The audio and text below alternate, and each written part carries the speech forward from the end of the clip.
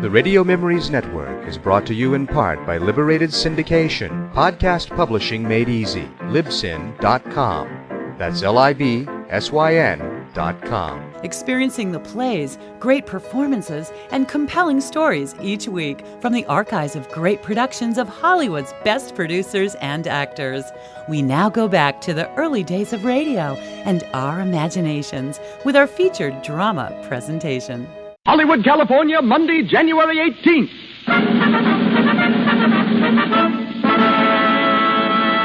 The Lux Radio Theater presents Edward G. Robinson in Criminal Code with Beverly Roberts, Paul Guilfoyle, and Noel Madison.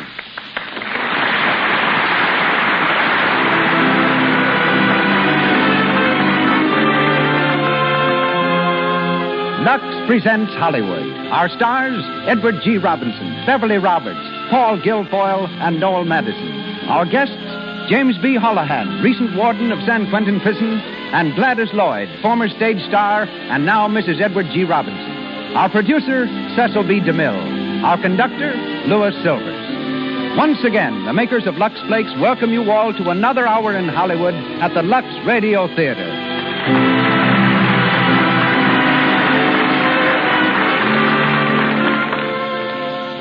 Every woman should know what Lux Flakes can do for her hands.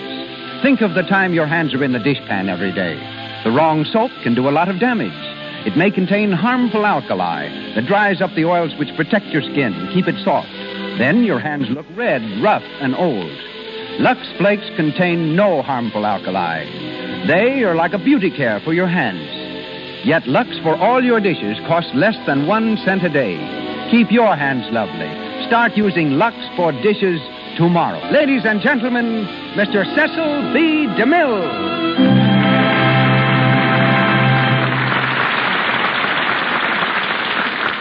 Greetings from Hollywood, ladies and gentlemen.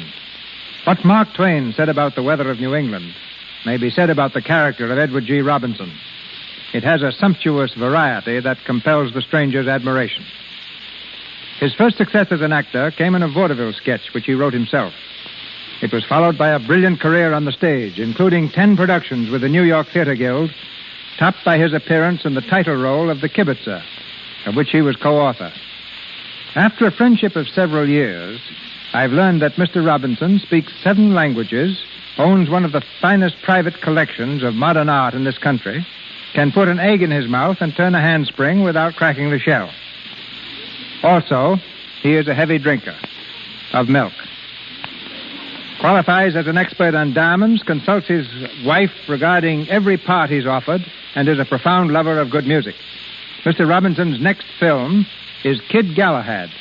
We hear him tonight as Martin Brady. The part of Robert Graham is taken by Paul Guilfoyle, heard recently from our stage in Men in White.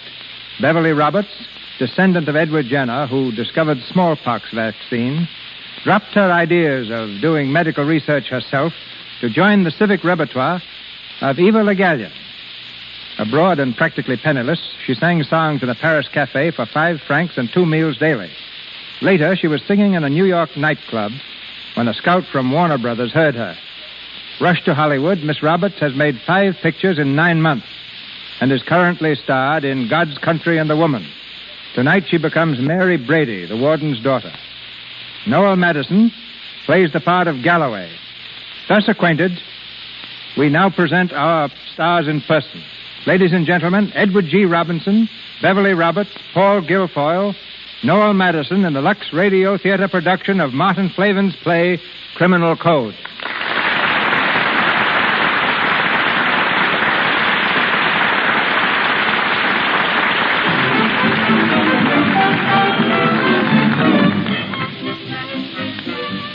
There's a Saturday night crowd in Spelman's Place, a cafe of doubtful reputation. Seeming curiously out of place in these surroundings is Bob Graham, a well-bred, good-looking young fellow of 22. He dances with a girl who looks up at him through half-closed eyes. Swell music, ain't it? Yeah, it's awful hot in here, though. Want to go outside for a walk? Who, me? No, I'm all right. Atta baby. You know, it was swell of you to bring me here. I mean, not knowing me, hardly and all. Oh, it was swell of you. I mean it. What's your name? Bob. Bob Graham. Hey, there's that fellow again. Who? The fellow's been staring at you all the time. Oh, don't pay no attention to him. Do you know him? Yes, in a way. His name's Parker. I don't like the way he's looking at you. It's insulting, like he owns you. Oh, forget it. Come on back to the table.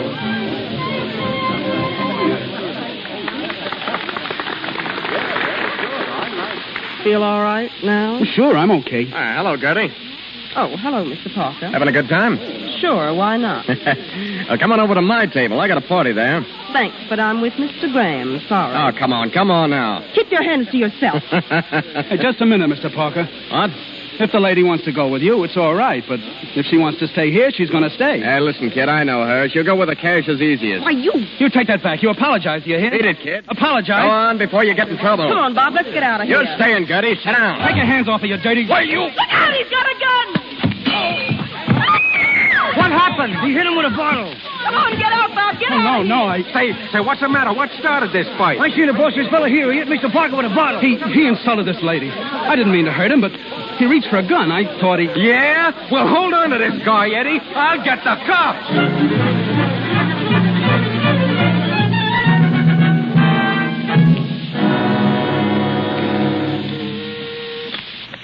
Hello, District Attorney's office. Hello, Mr. Brady's wire is busy now. Hello, District Attorney's office. Mr. Brady is busy just now. Will you hold on? All right, what about it? Only happened Saturday night. Give me a chance. Yeah, I'll see the kids in a couple of minutes. You'll have a statement by noon. Reporters.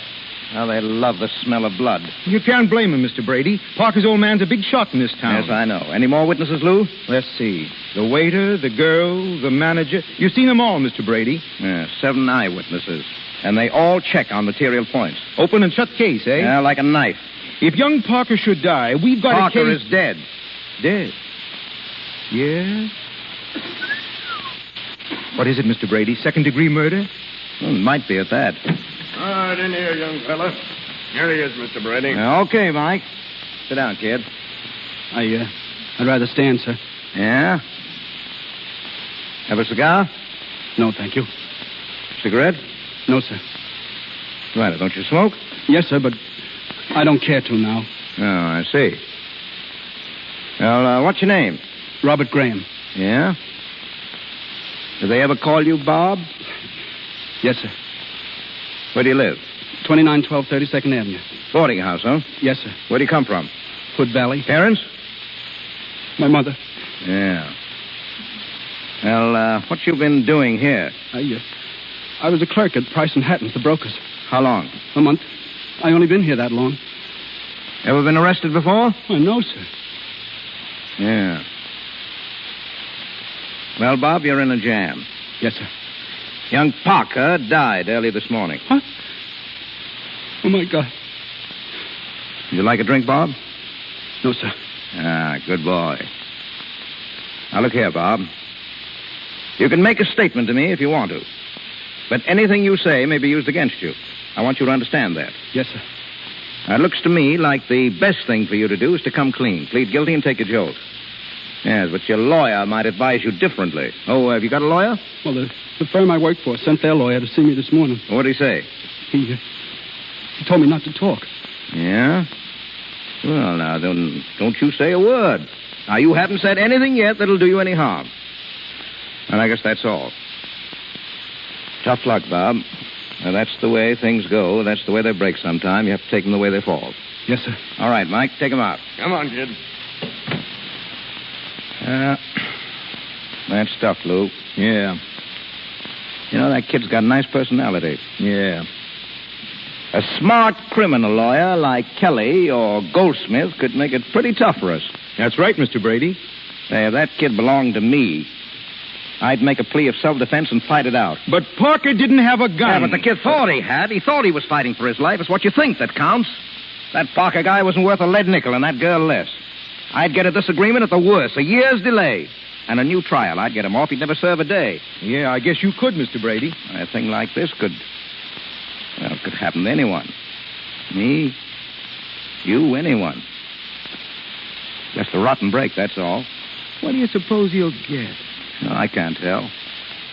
If that lawyer of his knows anything. He won't, though. Corporation man. Well, I'd advise him to plead the kid guilty to manslaughter and let it go at that. Manslaughter. 10 years, eh? Yeah, maximum. That's tough on the kid. He'll go to pieces in the jug, wreck his whole life. Well, it's the old Mosaic law. An eye for an eye. The basis and foundation of our criminal code. There's a man lying dead. His skull smashed in with a bottle. And somebody's got to pay. Well, that somebody happens to be Bob Graham.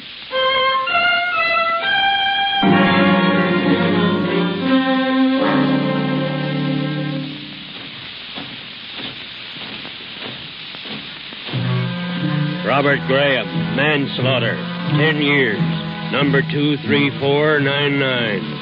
Have him photographed and fingerprinted. Pier 82, cell 6.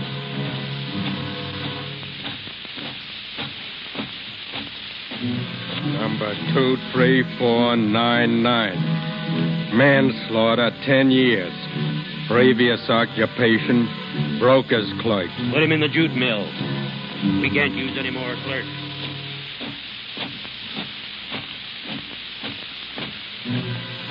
Two, 3, 4, 9, 9. Served 6 out of 10. Needs medical attention. Send him over to the lab. Have Dr. Ryan give him an examination.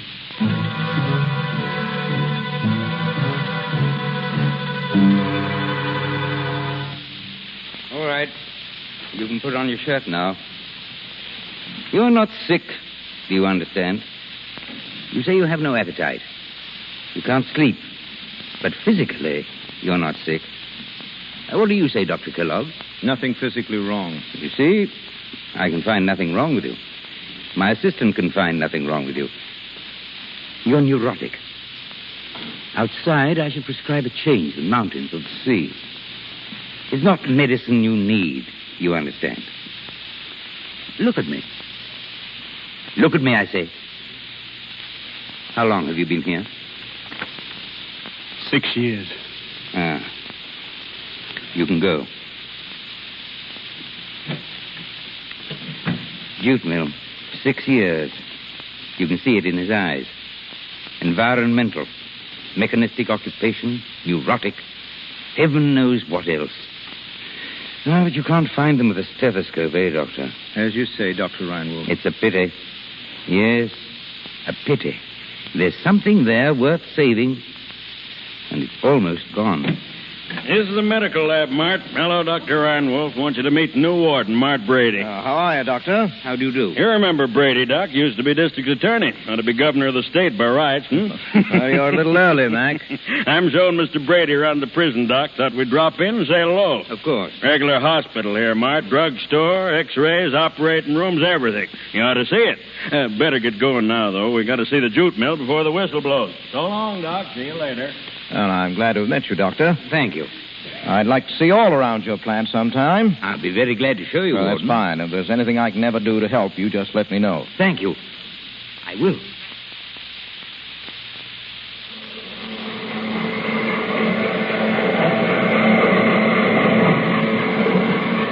There, take a slant at that. Some factory, eh? 5,000 bales per day. 5,000? Why not? There's 2,500 men in here. Speed 'em up. Make the crooks earn their keep. That's what I say. Well, that's pretty tough on them, isn't it? Tough? Ah, they like it, Mart. Gives them something to do, something to think about. Yeah, I guess so. You see that bird, Mart? The fellow down there by the machine? Yeah? That's Jim Fale. Jim Fale? Yeah, yeggman, train robber, sharp as a trap and slippery as an eel. One of the worst we got. It takes 2 cars to hold his record. Yeah. Say, who's that kid working next to him? Huh? Oh, I don't know. Just a punk, I guess. Well, not such a good idea, is it, letting a young kid mix with the hardened criminals? What's the difference? They're all crooks, Mart, every one of them. Yes. Well, let's go. You'll want to see them eat their supper, Mart. It's quite a sight, I'll tell you.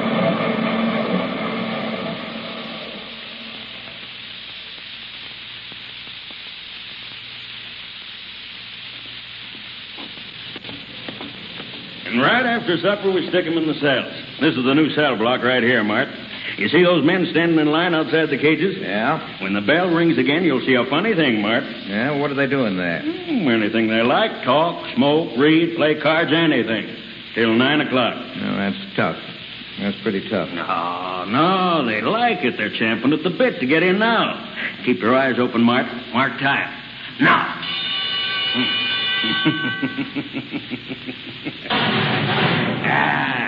That's system, Mart. System, you see? One lever locks the door of every set. Yeah? Hey, tell me, are those floodlights on all night? Huh? Why, sure. Light is the enemy of crooks, you know. Well, how do the men sleep in that light? Why, they get used to it. Come on, Mart. I want to see your daughter and your sister. Then I've got to beat it back to town. You see, Mart, this block of girls ain't Ah, gee. If they'd only put out those lights and let a guy sleep. You asleep, Bob? Bob? No. Need something to read? I got a paper here. I don't want to read. You used to be reading all the time. Want to play a game of pinochle or dominoes? No. I can't. I can't go on with it. I can't. I won't. Let me out. Let me out. Let me out. Shut up. No. Shut that up. Quiet, Bob. Quiet. Steady now. Steady, I say. They'll jerk you out of here and throw you in the cooler just that quick. You've got to pull yourself together, Bob. I can't. I wish I was dead. I wish I was in hell. You've got your wish, son. It's tough, kid. I'll tell you something, Bob. I didn't mean to tell you this at all. But I can't stand by and see you go to smash. Bob, I'm going to make a break for it. You are? Why not? It's the only chance I've got. Oh, take me with you, Jim. You think it over, kid. It's always a long shot. 9 out of every 10 come back. I don't care, Jim. Oh, if I could only get one breath of air outside. One good square meal. If I could only see a woman's face again. I know, but think it over, Bob, and take your time. But when? And how? Well, there's 4 in on it now. Myself, Dutch Trask, Pete Grimes, and Runch. Runch? Well, I'm not very keen on him myself. I heard he's a stool. But he's a pal of Grimes, and Grimes has framed the trick. You'll take me with you. You will, won't you, Jimmy? Think it over, kid. Think it over.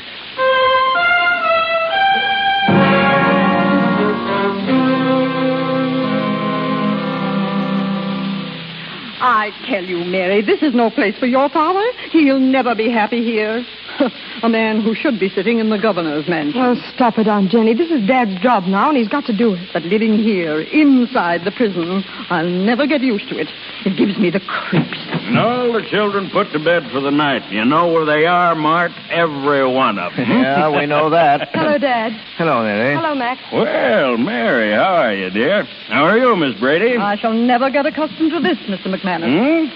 No, don't say that, Miss Brady. Oh, it's horrible. Horrible. Oh, Dad, before I forget, Dr. Reinwolf called. Yes? It's about some prisoner. He'd like you to see him personally. Here's the name. I wrote it down. Robert Graham, 23499. Recommend change of environment. Graham. That name's familiar, but... Hello? Call Dr. Reinwolf, please. Tell him I'll see that prisoner tonight. All right, I'll see him now. What is it? You have your dinner now, sir? Yes. Run along, Mary. I'll be with you in a minute. Come on, Auntie. You staying, Max? No, but I'll be up again soon. Goodbye, Mary. Bye, Miss Brady. I'm afraid so.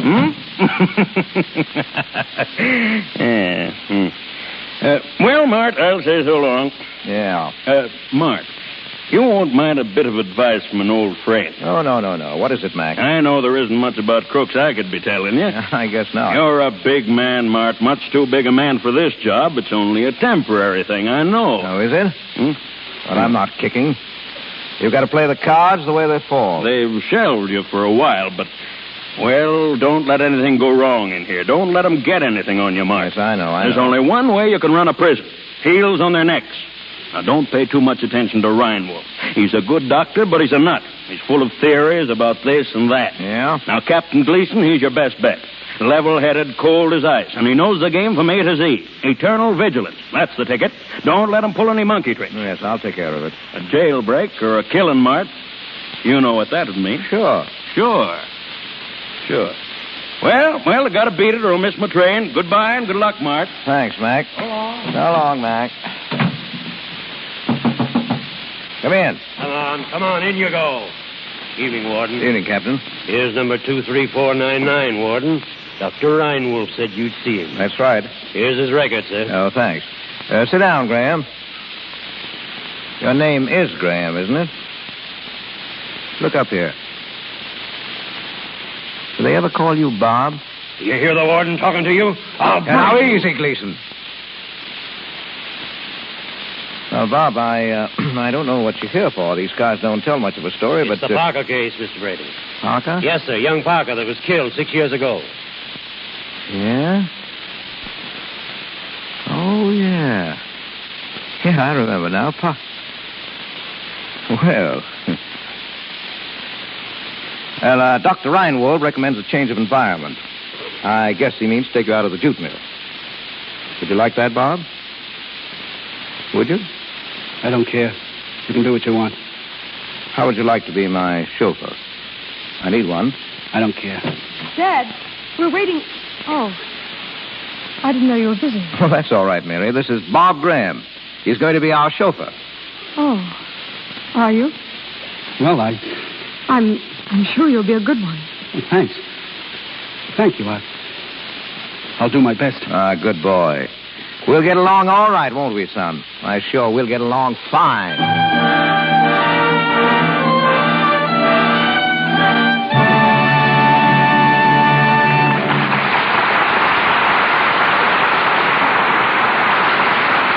We will continue with Edward G. Robinson in Criminal Code shortly from the Lux Radio Theater.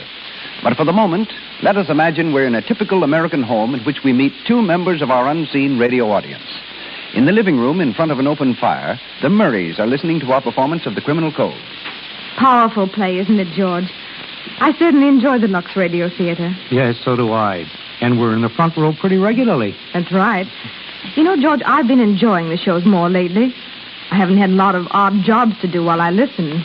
Yes, my dear, you do seem to have more time to take it easy now. Well, one thing, that mending basket isn't nearly so full these days. Matter of fact, I can thank Lux for that, too. Mm-hmm. Why, since I began washing socks and stockings in Lux Flakes, I haven't had to do anywhere near so much darning. Your socks wear much longer, and I haven't had a stocking run in ages. Lux Flakes do cut down on tiresome darning. You don't have to mend nearly so many stocking runs or holes in the menfolk's socks either. That's because Lux saves the elasticity of the threads. Instead of breaking so easily under strains, the threads can give. They can stretch, then spring right back into shape. Naturally, you don't get nearly so many runs or holes. So, to keep your stockings and your husband's socks in good condition longer, always use Lux Flakes. Once again, Mr. DeMille. We continue with Criminal Code, starring Edward G. Robinson with Beverly Roberts, Paul Guilfoyle, and Noel Madison.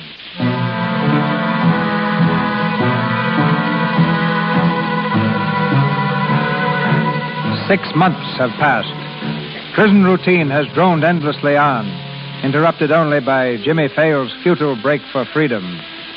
In the living room of the warden's apartment, Mary is fastening the buckles of a suitcase. Dr. Reinwolf appears in the archway. Oh, excuse me. Yes? Oh, Dr. Reinwolf. Come in.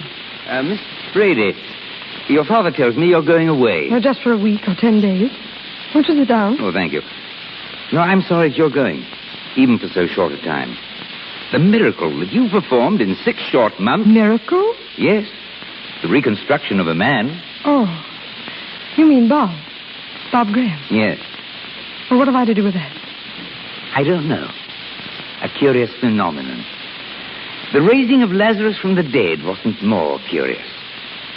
The prison takes 6 years to break a man, and something mends him in 6 months. And is he mended, do you think? Oh, can't you see that in his eyes? For my own records, I've taken the trouble to investigate his history and his crime. Yes? It wasn't a crime at all. It was an accident. Oh. I thought perhaps you might care to see the file. Oh, yes. Yes, I would. It's in this envelope. Your father was state's attorney at the time. No doubt he can confirm or supplement the facts. My father is a just man, a kind man. The kindest man I've ever known. If you mean... Oh, nothing. You quite misunderstand me. The integrity of our criminal code wasn't violated in this case. I see. Oh, excuse me. I came to get your grip, Miss Brady. Oh, yes, Bob. Here it is. I'll take it out to the car. Thank you.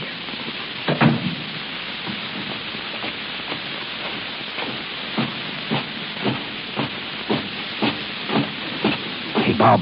Bob. Oh, hello, Galloway. How they coming, kid? All right. Pretty soft now, eh? Working for the warden. Well, it's better. Yeah. They got me running errands for Gleason. The rat. Come here. Know what they did with Fales and Trask and Grimes for trying that break? No. Solitary for 8 months. That's what they got. 8 months? Somebody's got to pay for that. Somebody'll get that rotten squealer. Runch? Who else? There aren't walls thick enough nor guards enough to save his life. Oh, but he didn't know what he was saying, Galloway. They made him tell. I know what they did. But that don't let him out. Runch squealed. Turned up his pals. He's got to pay for that. But how? How should I know? But he's working up in the warden's office these days. So watch your step unless you want to get into a jam. I don't. But what? How? Keep clear of him, that's all. The guard's watching us. So long, Bob. So long, Galloway.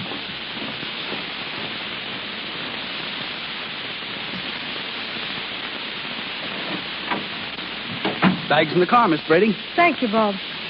Will you be gone long? Only a few days. Oh. Is there anything I can do for you, Bob, outside? No, thank you. Anyone I can see? No, there isn't anybody now. My mother died 3 years ago. Oh, I didn't know. She used to come and see me every month until she died. It kept my courage up. Afterwards, I began to slip, I guess. You know, it's awful hard to try and make yourself believe that it's worthwhile to try. I know. They all think they've had a rotten deal. That's all you hear. Bad luck, tough breaks. That's all they talk about. It gets under your skin in time, and it fills you up with bitterness and hate. That's all there is in here. Bob, are you bitter? No, not now. I was, but I seem to see more clearly now. My father's trying to get you parole. Yes, I know. But that doesn't matter so much to me now. Well, why do you say that? Oh, I mean, if you stay here. You don't mean that. Yes, I do. It isn't like it was before at all. If I can see you every day, just to see you, then when they lock me up at night, there's something to think about, to wait for until tomorrow. Bob, what will you do when you're free again? I don't know. I've thought a lot about it, too. Do you think it'll make any difference to people? What? That I've been in prison? It shouldn't. No, it shouldn't, should it? When a thing is paid for, that should end it, but... Well, they don't think that in here. They say it does. They say that's why so many who go out come back. Would it make any difference to you? No, Bob. Mary. For heaven's sake, Mary, are you still here? Why, I'm just leaving Aunt Jenny. Goodbye. Goodbye, dear. Have a good time. Goodbye, Bob. I'll walk to the car with you.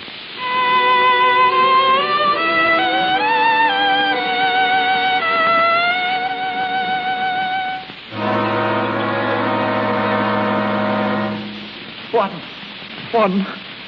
Now, Runch, what is it?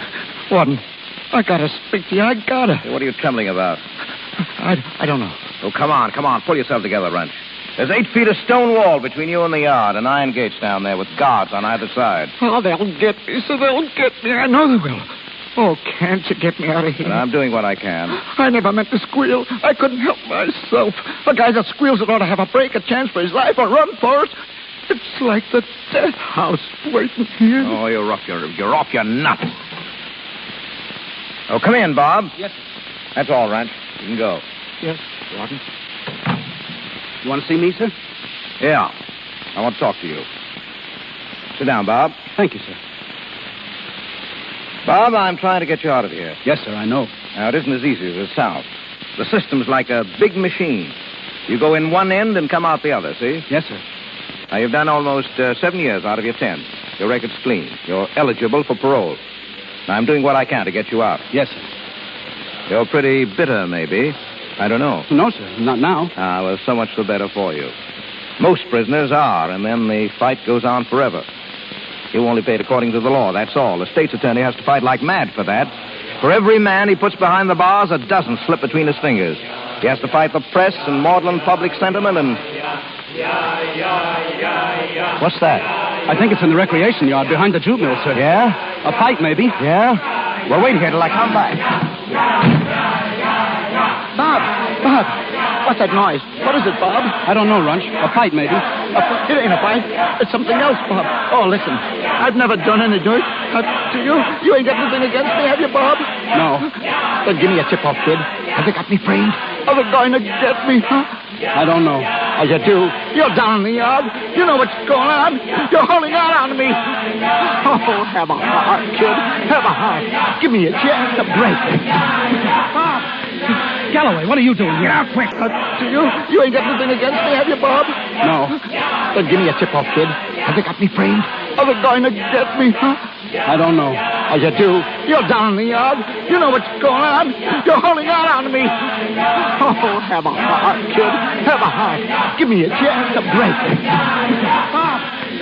Galloway, what are you doing here? Get out quick. No. Don't go, Bob. Don't leave me. He's come to get me. Get out, Bob. Look, he's got a knife. He's got a knife. Oh, Galloway, you can't. Shut up and get out of here. Don't touch me. Let me go. You're going to get what's coming to you, you lion. Galloway, stop it.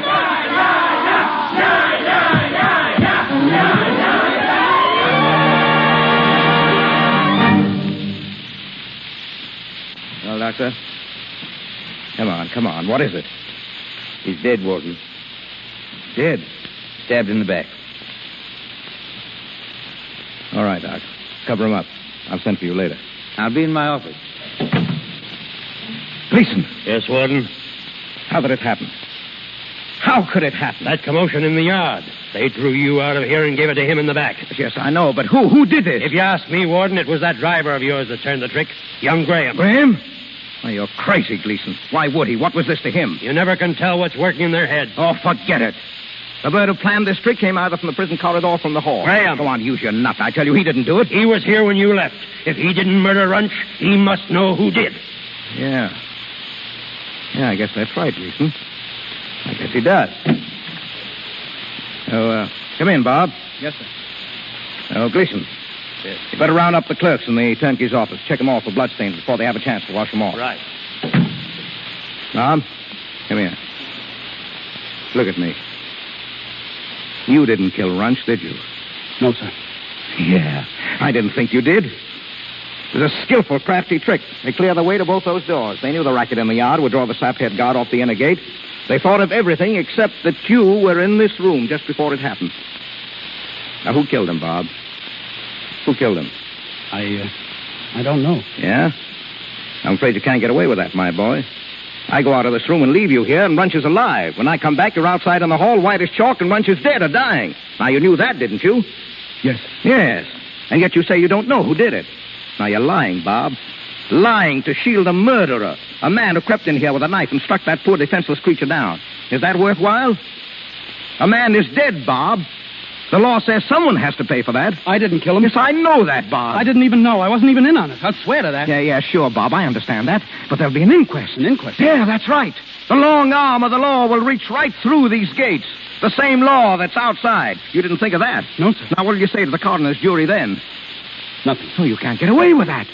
They'll yank you out of here and put you in the county jail. You might get 10 or 20 years for that. No. Oh, now, sit down, my boy. Sit down. Now, I've got to tell you this. You've got to know. A free man has 9 chances out of 10 to cheat the law. But a prisoner hasn't 1 chance in 100. Opinion is against him from the start. They could indict you for this, Bob. Men have been hung on slimmer evidence. No. Yeah, that's right. Now, listen to this, Bob. Except that a prisoner serving a sentence for homicide who shall be convicted of murder shall be hanged. Now, that's our criminal code, Bob. I know, it's tough. It's tough, but you see the way things lie. So you better tell me, Bob. I can't do that. I can't. There's a law inside here, too. A man can do anything but squeal. He can't do that. I'll have to take my chance, I guess. Chance? You haven't got a chance. You're in the net. You're caught. You may get 10 or 20 years. Well, it isn't right. It isn't and fair. I can't keep you here with me. They'd never stand for that. You'd go back to the jute mill. No, I can't. I won't. You see, you're up against it, boy. You've got to tell me. Now, who killed that man? Who killed him, Bob? Come on, come clean now. Speak up. Who killed him? Who? I don't know. Bob, listen to me. Do you believe that I'm your friend, that I want to help you? I don't know. Well, I am. Things have been tough for you, I know. It was a rotten piece of luck that sent you here. You've had another one now. Well, it's just the way things break sometimes. You, me, or anyone. You have to play the cards the way they fall. Now, who killed that man? You won't come through, huh? I can't. You'll trade your life away to live up to a code that's made by murderers and crooks to cheat the laws of honest men. You're not a crook. That's not your code. It's all I've had. No, this book here in my hand. This is your code and mine. You're not a crook. Don't turn one now. Don't turn your back on this. Who killed that man? No, I can't forget so quickly what I learned in there. I can't do it. I think it's right, their code for them. And I can't go back on it. For them. I can't. I wouldn't be anything then, don't you see? Not anything. I'd be like that thing under the sheet there. No. Bob. Now, look here. I'll give you one more chance. I'll have your parole here next week. You'll be outside these walls. Free, do you understand? Yes. Yes, or rot here in this cage for 3 or 10 or 20 years. A rope around your neck, perhaps. The jute mill every day, day in and day out, week in and week out, year in and year out. Jute, the smell of it that turns you sick. The dungeon now. A bucket meal each 7 days, cold slop, and bread and water in between. No ray of light, no air, no sound, no human voice. Black emptiness, that's all. No, for what? For what? The prison rules. A prisoner must obey. Come on now. Who killed that man? Who killed that man? Come on now, think fast, Bob. Think fast. Who killed him?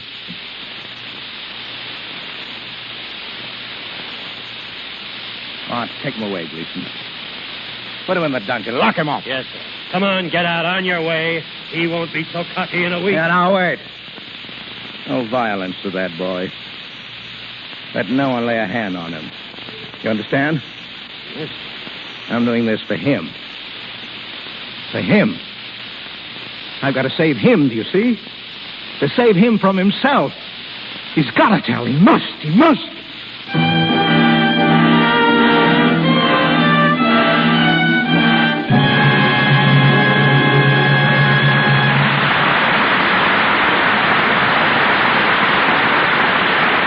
We pause for station identification. This is the Columbia Broadcasting System.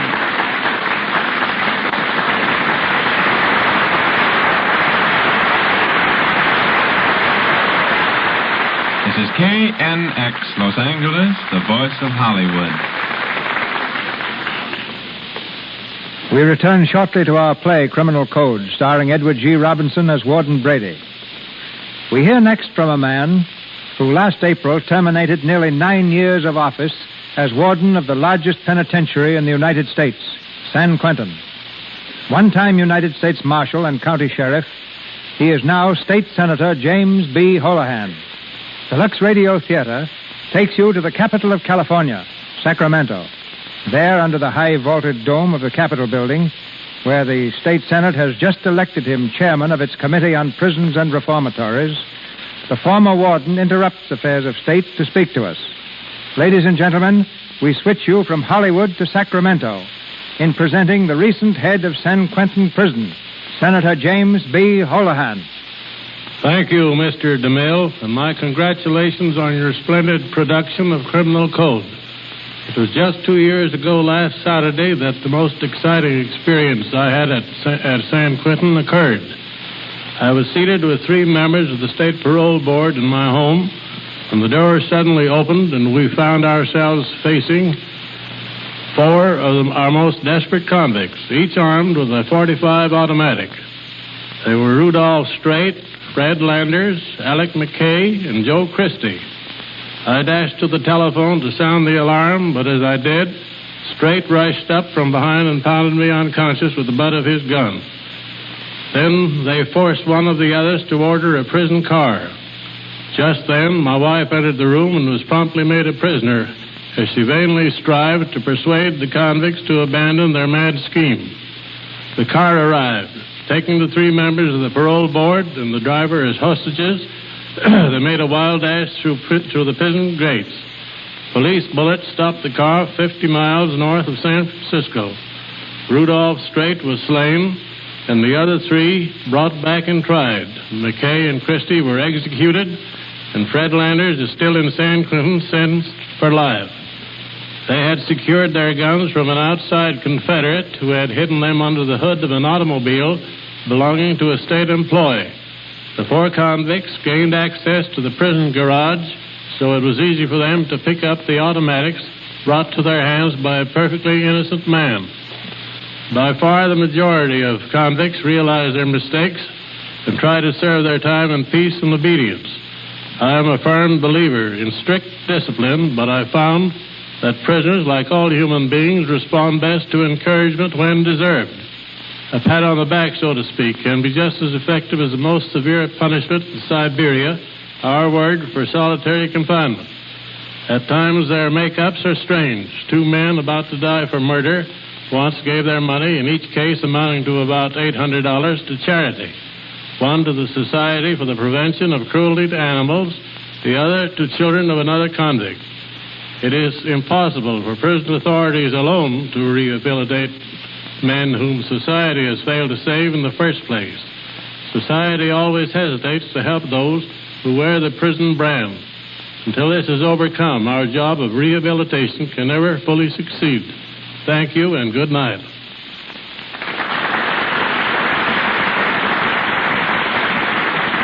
Thank you, Senator Holohan. Back to Hollywood and Criminal Code, starring Edward G. Robinson with Beverly Roberts, Paul Guilfoyle, and Noel Madison.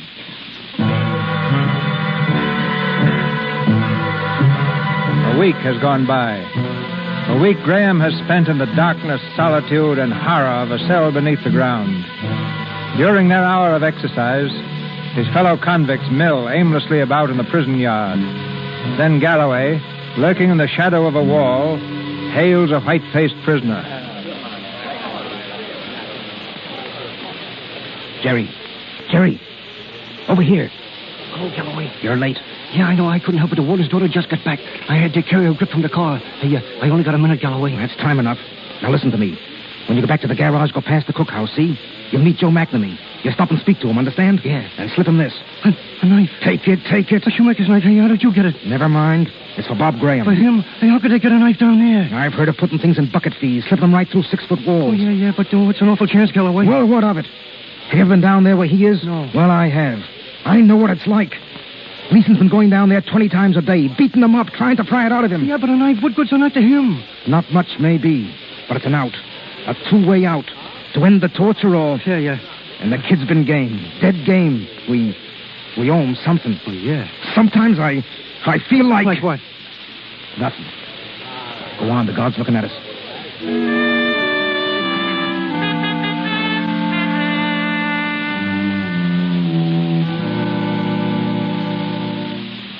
Oh, you wish to see me, Warden? Yes, I do, Doctor. Come in. I want to ask you about Graham. I looked him over this morning, as you ordered. Physically, of course, a week of bread and water in the dark has an effect. Deterioration does occur, but I'm less concerned with that than... Than what? Well, I mean the spirit, the morale, the man himself. Yeah. He's sullen now. It's difficult to see into his eyes. And when one does, one sees they're filled with bitterness and hate. There's no trace of what I found in them before. That spark worth saving. It's a pity. Yeah. Father. Oh, Mary. Well, how are you, sweetheart? You can go now, Doctor. Good. I'll see him again tonight. Go. Well, it's like a breath of heaven to have you back here, Mary. Oh, what's wrong, old girl? You look as solemn as an owl. What have you done with Robert Graham, Father? Who told you about him? Aunt Jenny told me everything. What have you done with him? Oh, now, don't you worry about things you don't know anything about. He's all right. Everything's all right. Or will be. I want to know, Father. Where is he? In the dungeon. For what? Technically, for an infringement of the prison rules. Practically, to save his life. Oh, what good is it to save his life if you destroy him while you're doing it? Yeah, that's right, Mary. I thought of that myself. What can I do? His parole's lying here on the desk. It's taken me 6 months to get it. I want to get him out of here. I want to turn him loose. Well, then I can't. He's tied my hands. I can't. You can. You must. Yeah? What would you do? I'd set him free tonight. Oh, you're just a kid. You don't know anything about these Oh, but things. I do. I'd set him free, and then I'd fight for him. He's done nothing wrong. He's only doing what he thinks is right. It's what you think that counts. That's right. A man like you could find a way to save him. Delays and disagreements and whatnot, you'd get him off, Father. You know you would. Yes, and what would they do to me for that? Well, what does that matter if it's right? Right. You talk as if I'd done a crime myself. I've only done my duty all my life. My duty by the public and the law. I'm not a god. I've done the best I could for him. I'm through. I'm done. The law must take its course. Oh, no. No, you can't do that. You can't. What's gotten into you? What do you mean? Look here, what's back of all this? Come on now, sweetheart. Let's get right down to cases on this thing. What's up? I love him, Father. What? Is that on the level, Mary? Yes. Why didn't you tell me that at first? I wanted you to do it because it was right. Not just for me. I see. Well, how long has this been going on? It hasn't gone on at all. He's never said a thing to me. But I've read it in his eyes. That's why I went away, to see, to find out just how much I cared. And whether it would make a difference to me that he'd been in prison. Well? Oh, no, it doesn't. I'm sorry if it hurts your father. Oh, no. You can't help that, Mary. Love? Well, you have to take it when and where it comes. You're not a child. What would you do? There's just one answer left to that, Mary. I'd turn the demons out of hell for you. Father. Now, don't you worry, sweetheart. We'll see him through somehow, some way. Hello? Warden talking. Find Captain Gleason and tell him to send number 23499 up to my office. Yeah, that's right, 23499. Thank you, Father.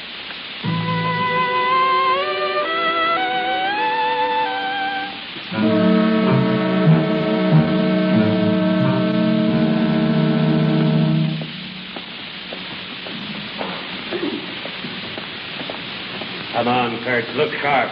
I don't want to spend the night in here. Yes, sir. Yes, sir, Captain. You got a pocket flash? Yes, sir. Now then, make a light. Black as pitch. There's his cell. Open up. Yes, sir. Come out here, you.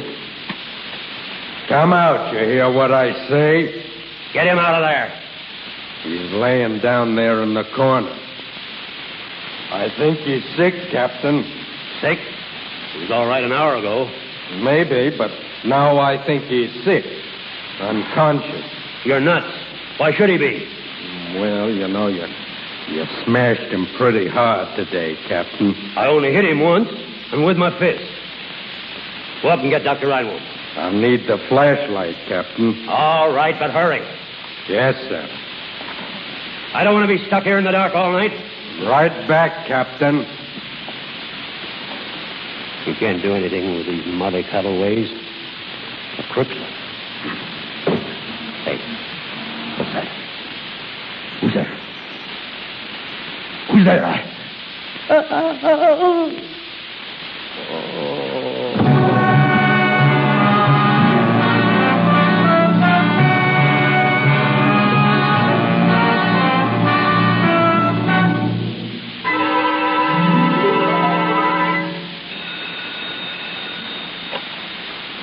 Hello? Yes, I did. Send him up. It's Bob. He's on his way up. Father. Now, listen, honey, he'll be changed, see? A week in the dungeon will change anyone. Now, don't pay any attention to how he looks, do you hear? Oh, I won't. Is the car ready? Waiting downstairs now. He'll be out of here in 5 minutes for good. Oh, thank God. Bob. Oh, come in, boy. Bob, Come in. What have they done to you? Yeah, now, Mary. Oh, sit here, Bob, here. Yeah, thanks. No, Bob, I'm sorry for what's happened. I've done the best I could for you. For everyone. Your parole has come. I'm going to send you out tonight. What? That's right, Bob. I've got it here, you see? Only came this morning. Oh, and here's a pass to take you through the gate. No. Sure, we'll beat them, Bob. I don't know how, but we'll beat them some way. No. It's too late. Too late? What do you mean? You say that? Gleason. I just killed him. Oh, What? God. Think what you're saying, boy. You couldn't. I killed him. I didn't know, you see. I thought he'd only come to torture me again. I couldn't stand it anymore. I didn't have the strength. He's come so many times to threaten me and beat me. I couldn't stand it anymore. I couldn't. Oh, God. I killed him. I'm not sorry. No one has any right to make another being suffer as I did in there. Father. Oh, I can't beat this, Mary. I can't. They know it now. They're looking for him in the yard. No, there must be No, some way, nothing, some way. Mary, nothing. Well, it's just the way the things break sometimes, the way they break.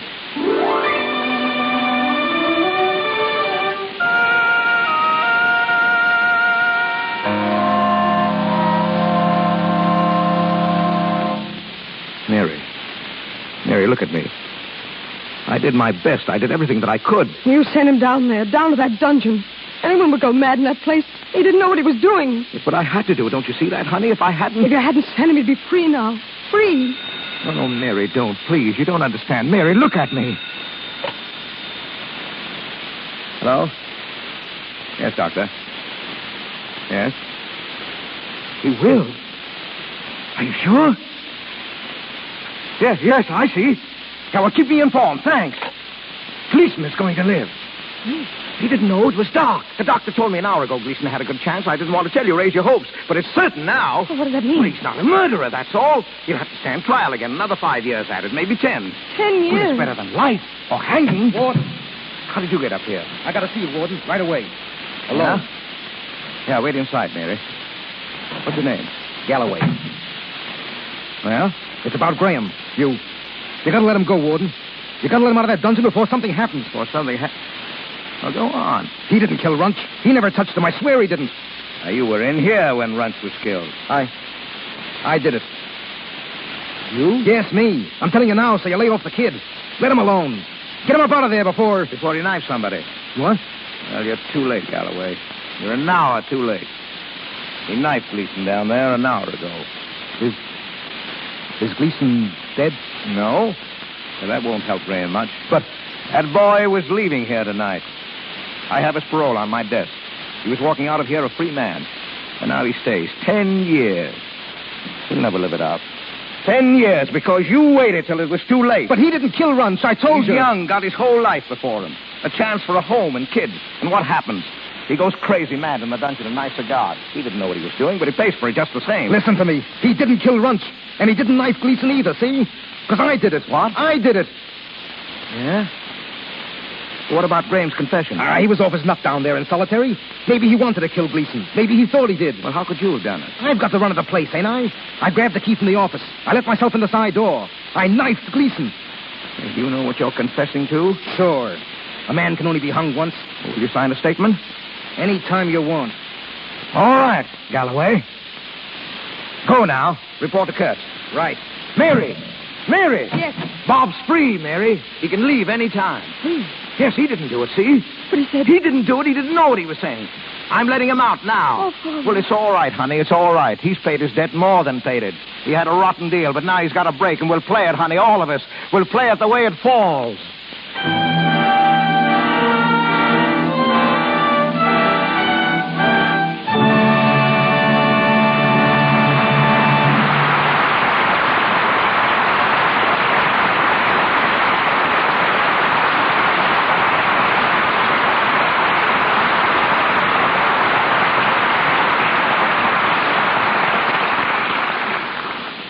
As John Hayward said some 400 years ago, of a good beginning cometh a good end. When tonight's star, who will be back with us a little later, was appearing on the stage in The Racket, his leading lady was Gladys Lloyd. She still is. Only now her name is Mrs. Edward G. Robinson. A gracious hostess, a devoted mother, and one much interested in the cultural activities of the film capital. She's just returned from Europe with her husband. And as one who's been their guest several times, I'm delighted to reverse our positions and present Mrs. Edward G. Robinson.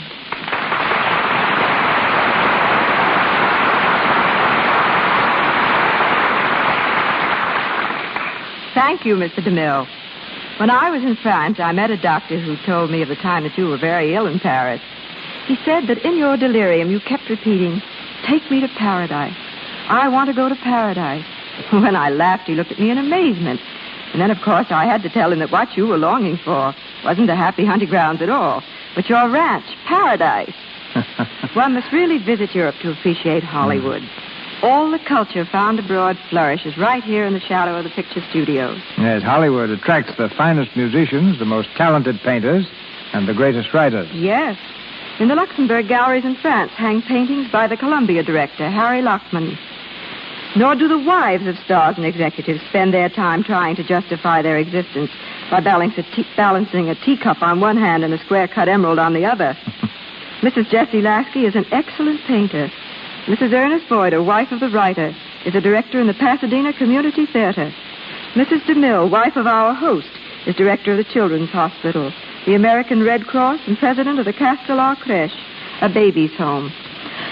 And if you're not overcome with culture by this time, I might add that Mrs. Edward G. Robinson spends her time reading scripts, landscaping the garden, collecting rare china, and doing equally important chores such as raising her 2 children. And the rest of your time is your own, huh? Yes, only there isn't any. Did you add to your collection while abroad, Mrs. Robinson? Well, Eddie did most of the collecting, Mr. DeMille. In Paris, he collected snails and frogs' legs. In Copenhagen, beer, and in London, pipes. I thought I knew Eddie pretty well by this time, but when we attended the showing of his picture, Bullets and Ballads, in Copenhagen, he floored me completely by getting up and making a speech in Danish. Maybe it was the beer. I know that it was a short speech and the people seemed to like it, so I'm going to follow his example right now and say thank you all and good night. Good night, Mrs. Robinson.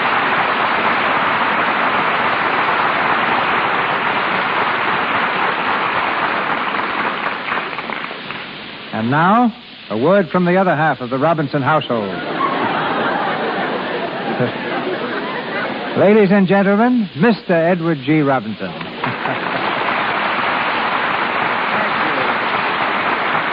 Thank you very much. I better not make too good a speech, or I might put my wife in the shade.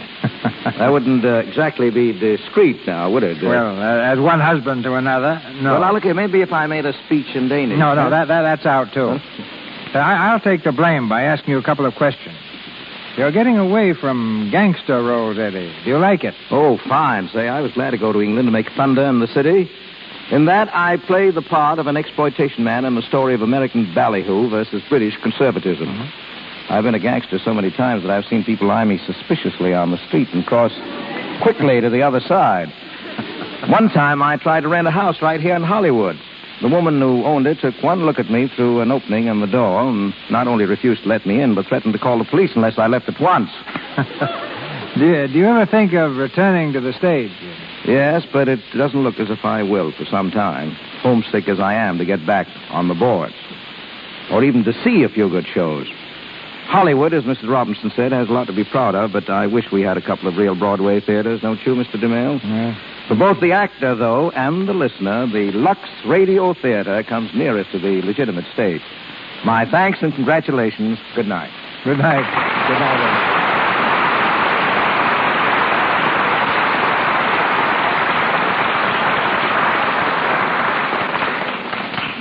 Thank you, Mr. Robinson. Ladies and gentlemen, this is your announcer, Melba Ruick. Mr. DeMille tells us of next week's program shortly.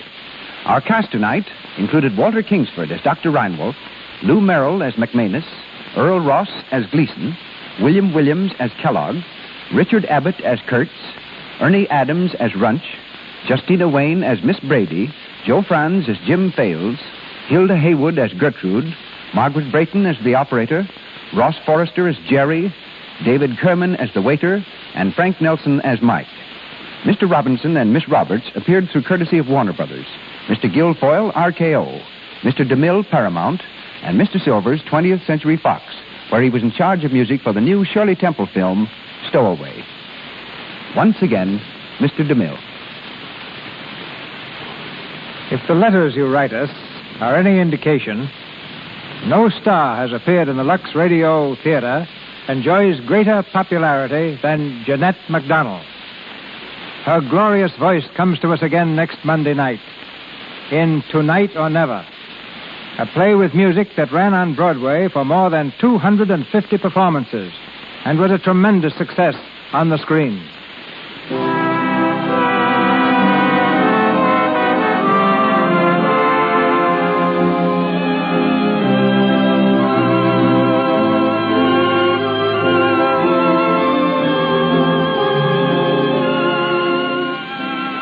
sponsors, the makers of Lux Flakes, join me in inviting you to be with us again next Monday night when the Lux Radio Theater presents Jeanette MacDonald with an all-star cast in Tonight or Never. This is Cecil B. DeMille saying good night to you from Hollywood.